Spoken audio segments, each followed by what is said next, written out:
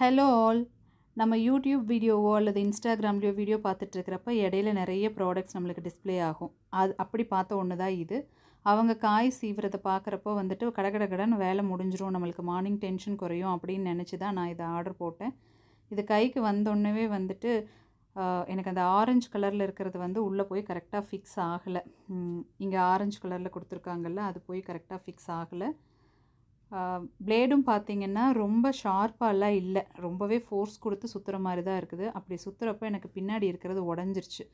அதுக்கப்புறம் என்னால் அதை யூஸ் பண்ண முடியாதுங்கிற மாதிரி ஆகிட்டு என்னோடய பழைய நான் யூஸ் பண்ணிகிட்டு இருந்ததே எடுத்து அன்றைக்கி நான் காய் சீவி பொரியல் செஞ்சுட்டேன். அதே மாதிரி இது வெளியில் கொட்டுறதும் பார்த்திங்கன்னா கரெக்டாக அந்த தட்டில் விழமாட்டேங்குது, கொஞ்சம் வெளியில் தான் சிந்துது, அந்த மாதிரி தான் இருக்குது. எனக்கு இதுக்கப்புறம் இதை யூஸ் பண்ண முடியாது, ஏன்னா பின்னாடி கொஞ்சம் ஃபோர்ஸ் கொடுத்தோன்னா அது உடஞ்சிருச்சு. என்னை பொறுத்தவரையிலும் இந்த ப்ராடக்ட் வாங்குறது வேஸ்ட்டுன்னு தான் சொல்லுவேன்.